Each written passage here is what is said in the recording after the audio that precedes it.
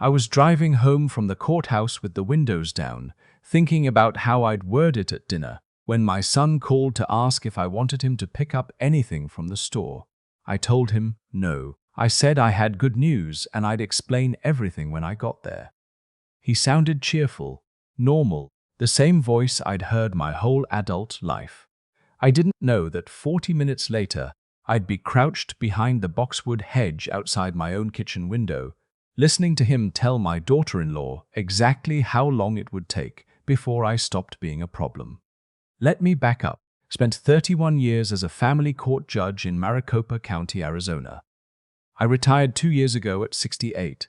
My wife, Loretta, passed from ovarian cancer 11 months before that, and after the funeral, I found that the house we'd shared for 34 years had too many rooms and not enough reason to fill them. My son, who goes by his middle name Cliff, his full name is James Clifton Hale, moved in with his wife Renata about 7 months after Loretta died. They said it was temporary. They said they wanted to make sure I was doing all right. I believed them because I needed to. I should have paid closer attention to the questions they asked. What did the house appraise at these days? Whether I'd updated my will since Loretta, whether the property on Canyon View Drive was still in just my name. I told myself they were being responsible. Adult children thinking ahead. I was a judge, not an idiot, but grief makes you want to believe the kindest version of things. The call that changed everything came on a Tuesday morning in March. I was in my study sorting through old case briefs I'd promised myself I'd organize for 2 years. The number was unfamiliar, a 602 area code I didn't recognize. I almost let it go to voicemail. Mr. Hale, this is Patricia Drummond. I'm a paralegal with Whitmore and Associates. We represent the estate of your brother, Gordon Hale. I'm sorry to reach you this way. There's a matter requiring your attention. Can you come to our office this week? Gordon. We'd had a falling out 8 years prior over something that seemed important at the time, and now I couldn't reconstruct exactly why. He'd moved to Sedona, started doing real estate investments, and we'd exchanged maybe a dozen emails in the years since. Christmas cards until about 4 years ago, then nothing. Is he? He passed away last month, Mr. Hale. A stroke. I'm sorry. He had no immediate family and his estate documents are very specific about his wishes. I sat down in the leather chair Loretta had picked out in 2003. The seams were starting to go on the left armrest. I'd been meaning to have it reupholstered. How soon do you need me? I drove to the Whitmore and Associates office in Scottsdale on Thursday. Patricia Drummond was a precise woman in her early 40s with reading glasses on a beaded chain and a legal pad she didn't need. She walked me through it methodically. Gordon had done well in Sedona real estate, better than I'd known. He'd left me his primary residence, a 4-bedroom adobe on 2 acres, with a mountain view that the firm had appraised at just over $1.4 million, and a commercial property in Flagstaff currently leased to a medical supply company generating $8,000 a month in rental income. Total value, roughly $2.1 million. There was a handwritten note attached to the will. Gordon's handwriting, small and slanted the way it had always been since we were kids. It said, "You were always the one who kept your word. I should have called." Gee, I sat with that for a long time. Patricia gave me space. She refilled the water glass on her side of the desk and waited. When I finally looked up, she walked me through the next steps. Probate would take approximately 3 weeks given the straightforward nature of the estate. The Sedona property was currently vacant and maintained by a management company. I could take possession as soon as the transfer cleared. I signed where she indicated and walked back to my car in a parking garage that smelled like concrete and motor oil, and I sat there for 20 minutes before I started the engine. $2.1 million. A house in Sedona, monthly rental income. I thought about Loretta, who would have said, Gordon finally came through. I thought about the years of distance and how they didn't seem worth much of anything now. I thought about how I'd word it at dinner. Keep it simple. Just say Gordon left me some property and we'd figure out the details together. I drove home with the windows down. I pulled onto my street, Camino Rosado, with its low block walls and desert landscaping, and the neighbors who still waved from their driveways. My house sat at the far end, a ranch-style adobe that Loretta and I had renovated twice. The kitchen light was on. Cliff's truck was in the driveway. I parked along the curb out of habit. Loretta always complained. I blocked the garage when I parked in the driveway, and I got out and started toward the front walk. The kitchen window was open. We'd had the screens replaced the previous fall, and I'd never gotten around to adjusting the latch that kept it from swinging wide on warm afternoons. I heard my son's voice first. 3 weeks, she said. Maybe less if the probate moves fast. I stopped walking. And you're sure he doesn't know we heard the call? My daughter-in-law. Lower, careful. He was in the study with the door closed. I had my ear to the hallway. He never came out. My hand was still on my car keys. I hadn't moved. Cliff, if he updates the will before he won't. He thinks we're here because we care. That's the thing about him, Renata. He needs to believe that. He's been like that since Mom died. He just wants someone in the house. The boxwood hedge was to my left, overgrown along the property line where the irrigation system had been working overtime. I moved toward it without thinking. Some instinct from 31 years on the bench, the part of my brain that learned to go still when something important was being said. I crouched behind the hedge. The branches were dry and scratched my forearm. I didn't move. What about the Sedona property? Renata's voice had a focused quality I hadn't heard before.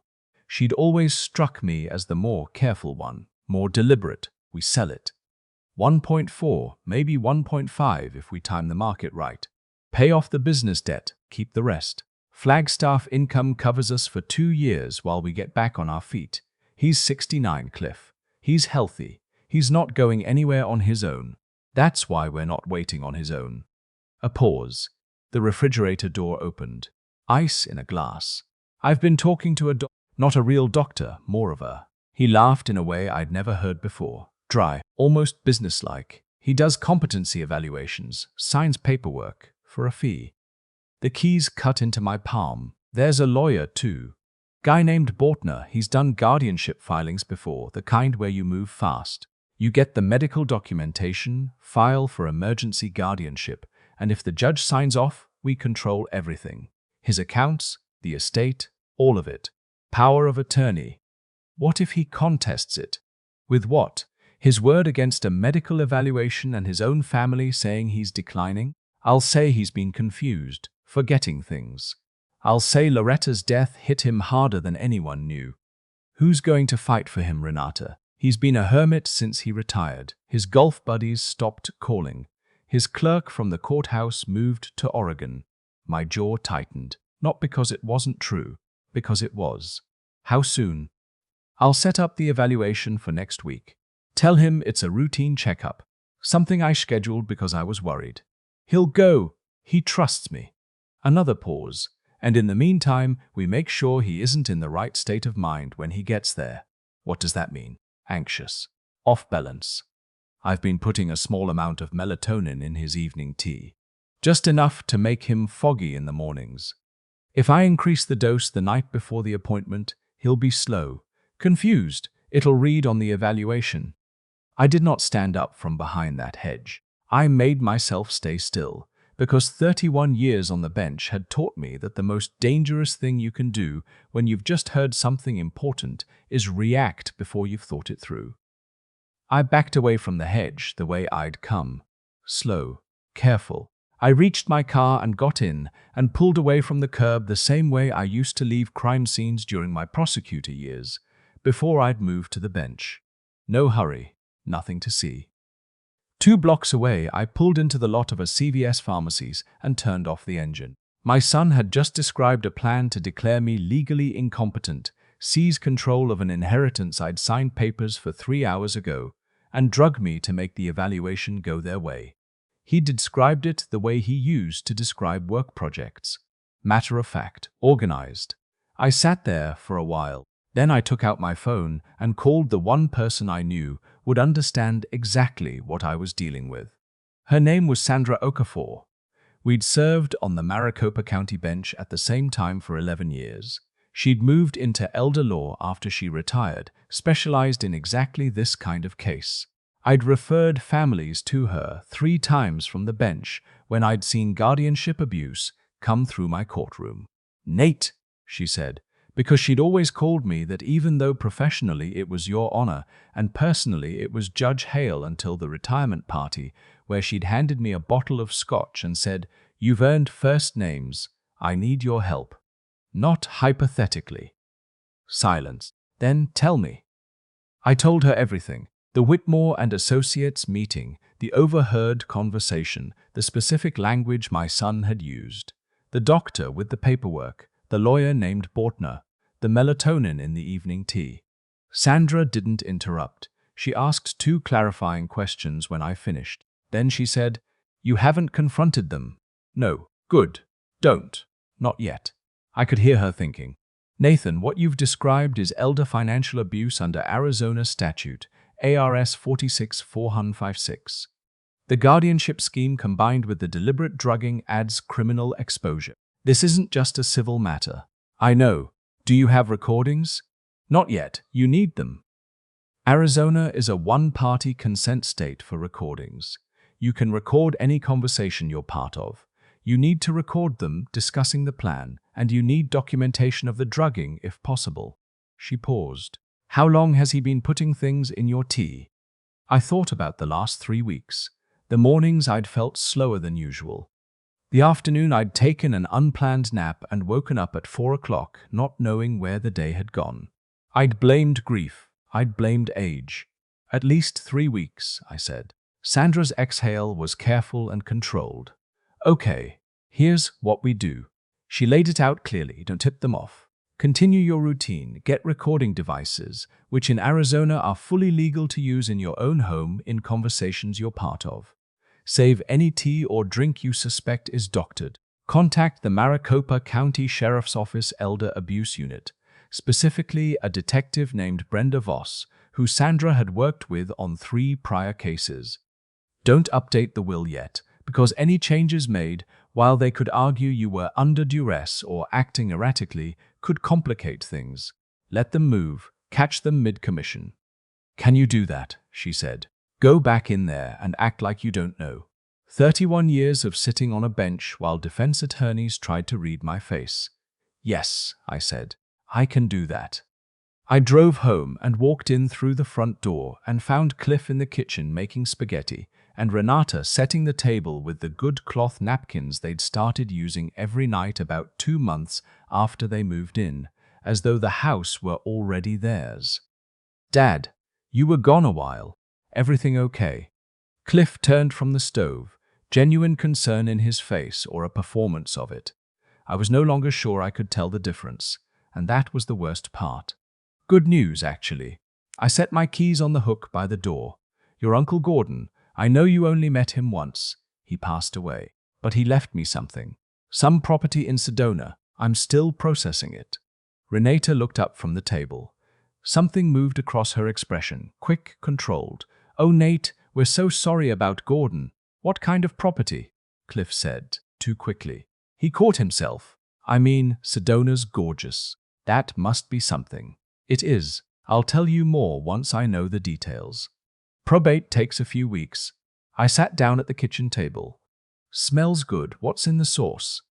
I watched their hands under the table find each other, the way hands do when people are trying not to react. That night, Renata brought me chamomile tea before bed. Same as every night for the past month, a habit I'd thought was kindness. I accepted it, thanked her, closed my bedroom door, and poured half into a clean mason jar I'd taken from the pantry earlier in the day and stored under the bathroom sink. The next morning, I drove to a Radio Shack equivalent electronics shop and bought 2 small voice-activated recorders about the size of a thumb drive.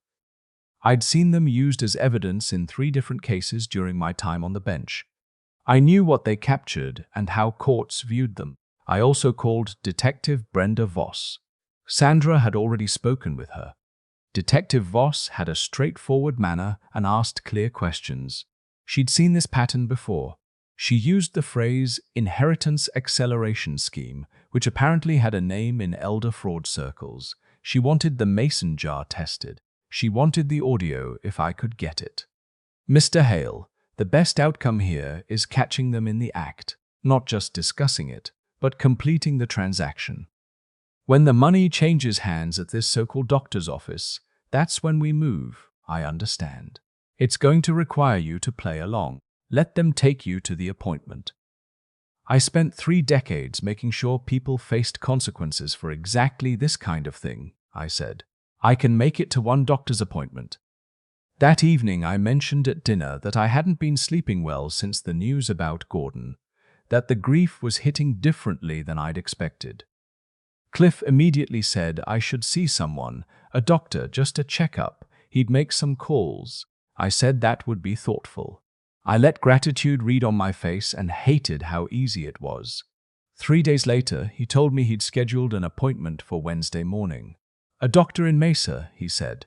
Just a general wellness check. He'd drive me. That night, with them watching television in the living room, I slipped into the kitchen and placed one recorder behind the cookbooks on the high shelf above the refrigerator. I activated the second and kept it on my person. I didn't sleep.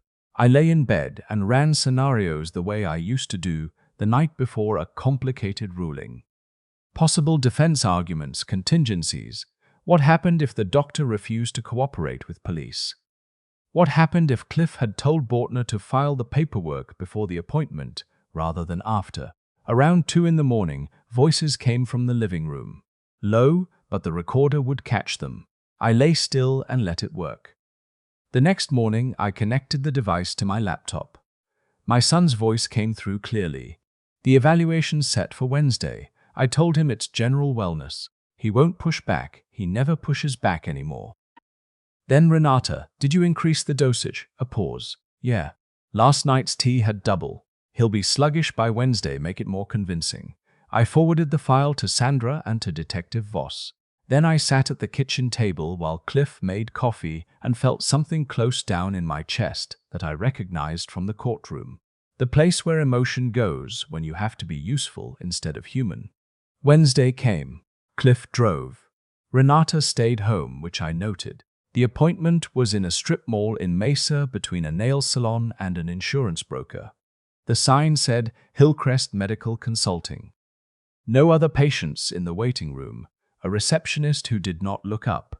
The man who came to get me introduced himself as Dr. Harmon Greer. He wore a white coat over slacks and a button-down that didn't quite fit right, and his handshake was the handshake of a man who shakes hands on purpose, performatively. He brought us into an examination room. Cliff sat in the chair by the door. Harmon Greer asked me questions. Date, location, simple arithmetic, whether I knew the current president. I answered slowly. I let my eyes drift once. I asked him to repeat a question I'd heard perfectly. 15 minutes. He closed his clipboard and turned to Cliff with an expression designed to look grave. I do have some concerns, he said. Cognitive markers suggesting early decline, difficulty with sequential reasoning. Given the recent stresses, the loss of his wife, the inheritance matter, I'd recommend pursuing a formal guardianship arrangement for his protection. Cliff leaned forward. We appreciate you taking the time, Doctor. We've been worried. He reached into his jacket and took out an envelope. As we discussed, Harmon Greer reached for it. The door opened. Detective Voss came in first, badge on her belt, 2 plainclothes officers behind her, and a uniformed officer filling the doorway. The envelope hit the floor. Cliff lurched backward. Harmon Greer stood up so fast his clipboard skidded off the desk and landed face down on the linoleum. Nobody move. Voss's voice had the particular flatness of someone who has done this many times. Clifton Hale, you're being detained on suspicion of elder financial abuse, conspiracy to commit fraud, and criminal administration of a drug. Turn around. Cliff turned to me, and I saw something that I hadn't expected. Not the anger, not the calculation. His face just went slack, like a man who has been running fast and suddenly can't remember why. Dad. His voice came out smaller than I'd heard it since he was a teenager. You knew, since Tuesday of last week. I said. My voice was steady, the same voice I'd used for 31 years when I read verdicts. I heard you through the kitchen window. Dad, He stopped. Started again. Things got bad. The business, the debt, it's $300,000, and we didn't know how. He looked around the room like he expected someone to help him finish the sentence. The law doesn't make exceptions for debt, I said. I told you that when you were 16 and you thought it was too harsh. I still mean it. Voss put him in handcuffs. She read him his rights. Harmon Greer was already asking for a lawyer, which was the smartest thing he'd done since we walked in. The officers collected the envelope from the floor, photographed it, bagged it. Someone photographed the pre-printed forms on Greer's desk. Guardianship recommendation. Competency evaluation with my name already typed in at the top. I sat in the chair Cliff had vacated and watched the room process itself. Evidence collected. Statements given. The machinery of consequence moving forward the way it does when you've built the case correctly. Renata was picked up at the house while we were still at Greer's office. She hadn't gone anywhere. That was the thing about people who plan this kind of crime. They never quite believe it's going to end. Sandra met me at the sheriff's substation afterward and sat with me through 3 hours of formal statement. I told it the same way I'd always directed witnesses to tell things. Chronologically, specifically, without editorializing. When it was done, Sandra drove me home. The house was quiet in the way houses are when the people who'd filled them are gone suddenly. Cliff's truck was still in the driveway. Someone would have to deal with that. I walked through the kitchen and stood at the counter and looked at the cookbooks above the refrigerator, where the recorder was still sitting behind a copy of a slow cooker guide Loretta had bought and never opened. The mason jar was already with the lab. The recording was already with the prosecutors. The paperwork from Patricia Drummond's office was already under a protective order through Sandra's filing that morning. Everything was where it needed to be. I called Patricia Drummond the next morning and told her I needed to update the estate documents. Remove Clifton James Hale as beneficiary. She was professional and didn't ask questions. I called my bank and flagged the accounts for review pending investigation. I called a locksmith and had the locks changed that afternoon, which felt more necessary than dramatic. Then I sat at the kitchen table in my quiet house with a glass of water. Just water, nothing in it, nothing hidden, and thought about Gordon. My brother had left me a note that said I was the one who kept my word. He'd written it before any of this happened, before he could have known it would be tested this soon. He just knew it from 30 years back, from when we were brothers who still talked.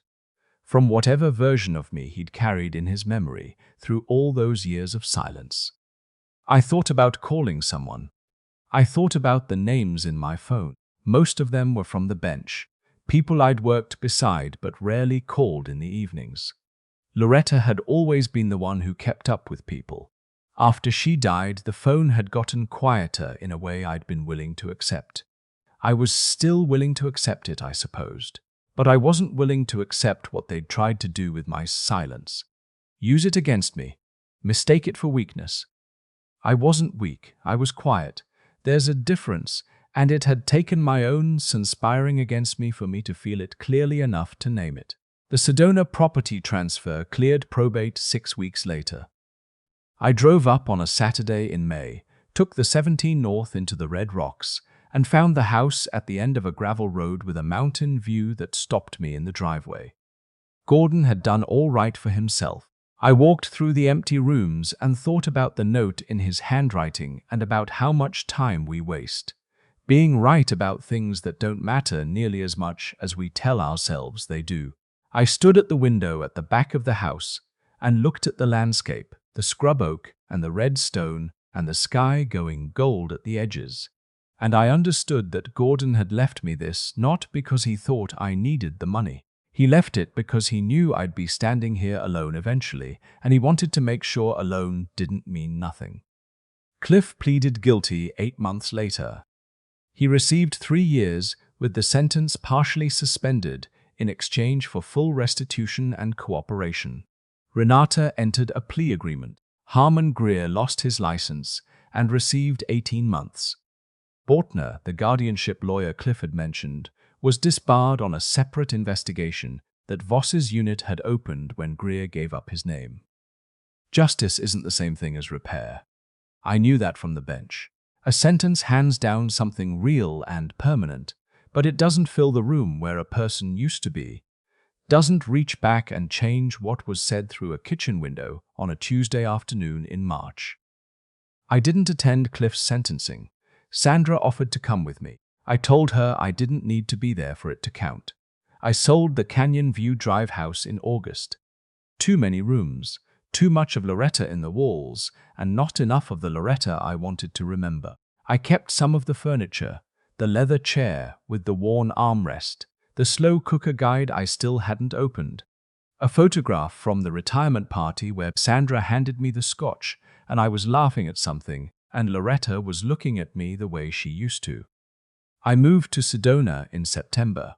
The mornings are cool there even in summer, and the light on the red rocks at 7 a.m. is the kind of thing you can't describe to someone who hasn't seen it. I have coffee on the back porch most days. Nobody calls before 9. I have a standing lunch with Sandra every other Tuesday when she drives up from Phoenix, and she's introduced me to 2 other retired judges who turned out to be decent company. Gordon was right about one thing. I was always the one who kept my word. He just didn't know that sometimes keeping your word means documenting everything carefully. Handing the mason jar to a forensic lab and sitting in a chair in a strip mall in Mesa, while your son hands an envelope to a man in a coat that doesn't fit right, waiting for the door to open. The door always opens, eventually. That was the thing about 31 years on the bench. Justice doesn't always feel the way you imagine it will, but it shows up, and you either built the case or you didn't. I built the case.